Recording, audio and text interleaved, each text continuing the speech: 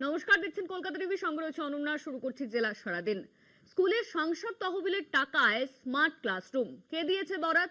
প্রশ্ন তুলে স্কুলে গিয়ে প্রধান শিক্ষিকাকে গালিগালাজ তৃণমূল বিধায়কের আচরণে রুষ্ট তৃণমূল সাংসদ। চুচুড়া বাণীমন্দির স্কুলে পরিদর্শনে যান হুগলির সাংসদ রচনা বন্দ্যোপাধ্যায়।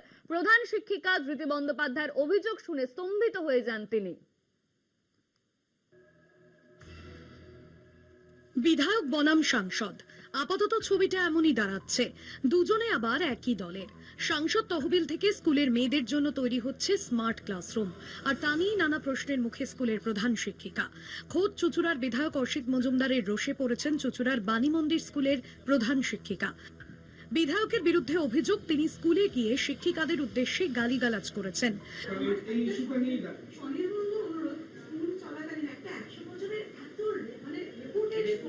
আমি এই স্কুলেরই ছাত্রী, এখানে দীপালিতা ম্যাডাম আছে, বর্তমানে উনিও এই স্কুলের ছাত্রী। এই স্কুলটা এতটাই রেপুটেড স্কুল, আজকে এই স্কুলে যারা টিচার তাদের প্রায় 50% এই স্কুলের ছাত্রী, তারা আজকে এই স্কুলের টিচার হয়েছে। এইরকম একটা স্কুলে এইরকম ভাষা প্রয়োগ, এই জিনিসগুলো বোধহয় ম্যাডাম কাম্য ছিল না। কার অনুমতি নিয়ে স্মার্ট ক্লাসরুম, কাদের বরাত দেয়া হলো, কেন বরাত দেয়া হলো, এই নিয়ে হাজারো প্রশ্ন করেন বিধায়ক। প্রধান শিক্ষিকার দাবি এমনটাই, স্কুলের মেয়েদের সুবিধের জন্য স্মার্ট ক্লাসরুম, তাতে আপত্তি কোথায়? প্রশ্ন উঠছে স্বাভাবিকভাবেই। স্কুলের বাচ্চারা, স্কুলের শিক্ষারা আমাদের কাছে পরম শ্রদ্ধেয় এবং পূজনীয়। তাদের সামনে এসে স্কুলে চিৎকার চেঁচামেচি করা, বন্ধ ঘরে এসে উনি ওনার প্রশ্ন রাখতেই পারতেন, উনি জিজ্ঞেস করতেই পারতেন যে কিভাবে হলো, কেন হলো, কাকে জিজ্ঞেস করে হলো, আলাদা করে ভদ্রভাবেও জিজ্ঞেস করা যেত। করিডোরে দাঁড়িয়ে সব স্কুল চলছে, ক্লাস চলছে, সেই মুহূর্তে এসে প্রধান শিক্ষিকাকে ডেকে এরকম চিৎকার চেঁচামেচি করা এবং গালিগালাজ করা, এটা খুব একটা গ্রহণযোগ্য নয়, আমার কাছে তো নয় এবং কারোর কাছেই নয়। ঘটনার কথা জানাজানি হতেই কিছুটা চ্যালেঞ্জ ছুড়ে দেওয়ার ভঙ্গিতে রচনা বলেন, ভবিষ্যতেও স্কুলের উন্নতির জন্য কাজ করে যাবেন, কারোর দম থাকলে আটকে নিক। যে আগামী দিনেও আমি স্মার্ট ক্লাসরুম করবো চুচুড়া রুটে এসে, এবং স্কুলের পাশে আমি থাকবো, মানুষের পাশে আমি থাকবো।